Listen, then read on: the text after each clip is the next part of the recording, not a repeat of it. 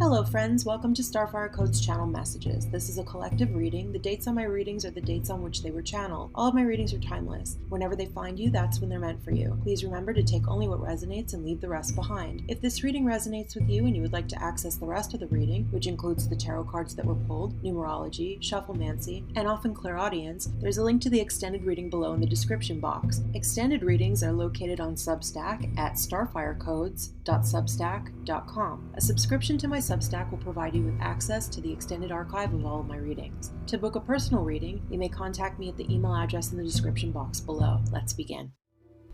Level up. Lean the fuck in. That discomfort that you're feeling, it's a sign that it's time to grow, to level up, to shift towards something bigger. Lean the fuck in. The peace in stillness. All life unfolds according to a perfect divine plan. We mustn't push, force, or rush our journeys and dreams, where it can create friction and resistance to the magic unfolding at every moment. Things need time and deep nourishment to grow and flourish. When we rush through life, constantly striving to reach a destination, working ourselves to exhaustion and barely slowing down enough to listen to our needs, we miss out on witnessing the beauty of it all. This card is here to tell you to slow down, be patient, and trust your path. When you let go, a stronger current of creative momentum will flow. We have been programmed to believe that our value comes from doing, not being, when being is the most powerful gift we can offer ourselves as we grow through life. Let go of your need for things to happen in a certain way. Stillness creates more receptivity for the things we desire to come into our lives. Take a break and simply enjoy this moment. Celebrate where you are now. The future will be there when you're ready, but there is nothing more important than the present. I keep the waters pure. In Egyptian mythology, Nun or Nu is the deification of water and understood to be the representation of the primeval waters of chaos, which existed before giving birth to the land. From an elemental standpoint, water is represented as a realm of emotion, the subconscious and intuition. Alchemically speaking, water is feeling, which finds a relationship to earth as sensation, and through a connection of these elements, a structured thought is born. A complex element and force of nature, water is a malleable influence which can transmute and transform, purify and cleanse, create and destroy, conceive and birth. In holding the intention of I keep the waters pure, we look beyond the element or deity to water as the metaphor whose lessons permeate substance and spirit, as water is a life force that is ever present, fluent in lunar language as it moves with the tides, and the symbolic representation of the subconscious mind.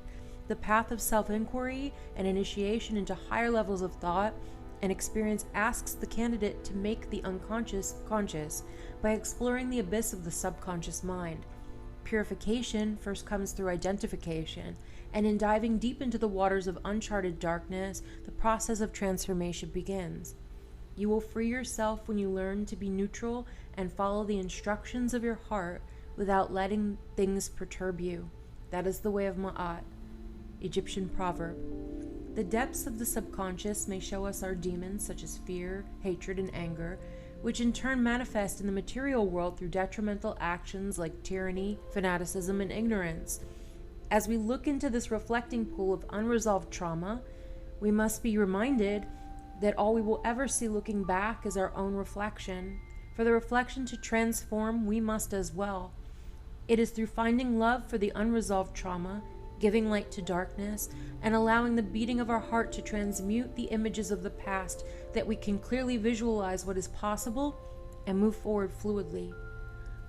Unlike Narcissus, who drowned in a shallow pool, admiring his own beauty, this beauty, your essence, is a pure expression of truth, which can only spring from a cleansed subconscious. Pure beauty hydrates the soul and reflects light in every wave. Our nightmares then become dreams, fear becomes love, hatred becomes acceptance, anger becomes passion, tyranny shifts to democracy, fanaticism to philosophy, and ignorance to awareness. With a light heart and purified mind, even demons can transform into angels, and any prior perception of antithesis is now seen as what makes our life's thesis that much more profound. In making the unconscious conscious, each ripple of purity expands into the collective, allowing for a more fluid evolution to flow forward with a feather heart, connected to all but attached to no thing. I embrace the all. Cosmic consciousness is a term first coined in 1901 in the book Cosmic Consciousness: A Study in the Evolution of the Human Mind by Richard Maurice Buck. Its central tenet is that cosmic consciousness is a consciousness of the life and order of the universe which is possessed by few men at present. It is a further stage of human evolution that will be reached by all humanity in the future.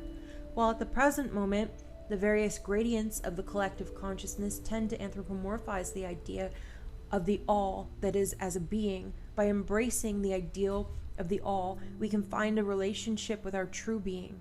The all of our individual reality is our poetry in motion, the allegory and the metaphor of our story within the history of the universe, becoming conscious of itself through its individual components becoming conscious. Becoming cosmically aware, we illuminate our darkness with the sparks of light that experience provides us as we emerge from the caverns of ignorance into a space of crystalline clarity. To know the all, we must see the all as a type of awareness, a nebula amid nebulousness, the key which opens all doors of perception and potential. Embracing this ideal, we find a relationship with the power of doing as well as being. We allow the stellar force of life to give us gravity in the moments that ground us, but also elevate us through levity, reflection, and creativity in the moments that knock us off our feet. The invisible patterns that govern intelligent design reveal their geometry in nature, the cosmos, and the varying degrees of consciousness you ascend toward as you learn and find your vision by experiencing the all. Man is a star bound to a body, until in the end, he is freed through his strife. Only by struggle and toiling thy utmost shall the star within thee bloom out in new life. He who knows the commencement of all things free is his star from the realm of night. The Emerald Tablets of Thoth. Once you begin to see this pattern, the idea of embracing this ideal becomes manifest in awareness of the concept that creation created you to be creative. All is within, but also without. And if you look to beyond the surface, you can appreciate this pattern with your every breath.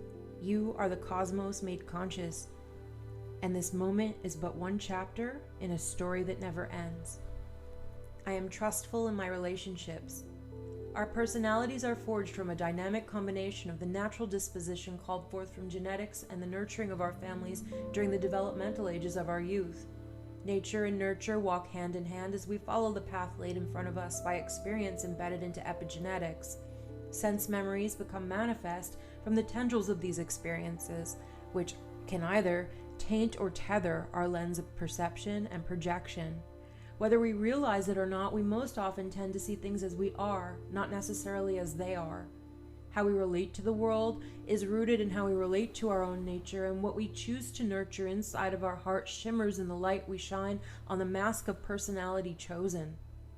When we are secure in ourselves, we can find security reflected back in the relationships we cultivate and allow. When we relate to our relationships with an intention of seeking vision within the fractal fragments of the greater whole, we can find and unite to a consciousness that sees and nourishes the interconnected nature of all. When we feel insecure, we must remember that the tendrils we tend toward may reveal lessons in the tapestry woven. If we see a certain pattern that is a projection of pain, broken promises, and poor treatment, we must pause and meditate on what may be learned and how we may let this go so that a new design can emerge. Transmute tension with the power of breath, the beauty of awareness, and the security of knowing that time becomes malleable when we can relate to it in confidence. If this reading resonated with you and you would like to access the rest of the reading, which includes tarot cards that were pulled, numerology, shufflemancy, and often clairaudience, there is a link to the extended reading below in the description box. Extended readings are located on Substack at starfirecodes.substack.com. For a monthly or yearly fee, a subscription to my Substack will provide you with access to the extended archive of all of my readings. If you would like to book a personal reading, you may contact me at the email address in the description box below. However, if this is where we leave each other, I wish you all the best. Have a wonderful day, friends, and I'll see you next time.